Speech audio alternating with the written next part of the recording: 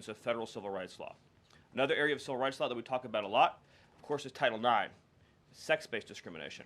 And this administration ended the Biden administration's policy and the Democrat Party's policy of allowing men into women's sports, men into women's spaces. We are using every single legal and financial tool we have at President Trump's direction to make it clear that schools and universities are and will lose federal funds, as you've seen in Maine, if you allow men to invade women's sports and women's spaces. And this applies to our whole K-12 system. The Department of Justice is also coordinating with state and local law enforcement to fight child abuse in our school systems. It is child abuse to change a child's gender, particularly if you do not inform the parents. In other words, if a 5-year-old or a 6-year-old goes to school, or a 7-year-old goes to school, and the teacher tries to turn the boy into a girl or the girl into a boy, that is child abuse. And this administration is treating that as child abuse. And it is a gross violation of parental rights. This also includes the administration's message to our hospital systems that they cannot and will not be allowed to use taxpayer dollars to perform chemical castrations and sexual mutilations of children.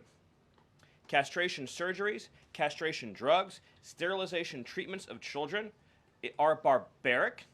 They violate all sound medical ethics. They are completely unwarranted. They harm children for life, irreversibly. It is child torture. It is child abuse. It is medical malpractice.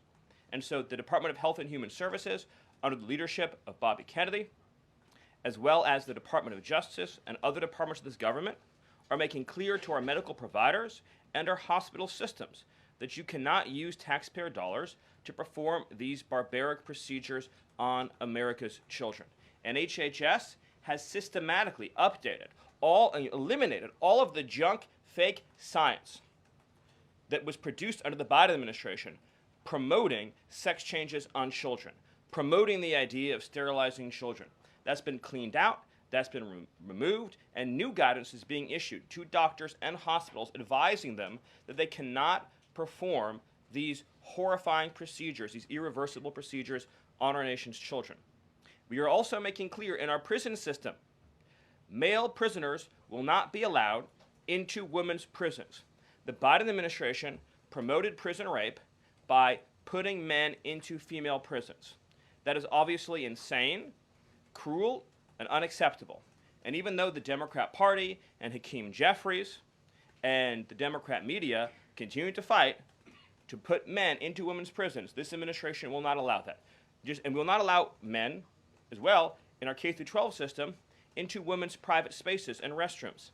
We have seen horrifying example after example of young girls being sexually assaulted because school districts have allowed men into women's and girls' private spaces. This administration, President Trump, is at the forefront of protecting women and protecting girls. And nowhere is that clearer than when we are talking about fighting radical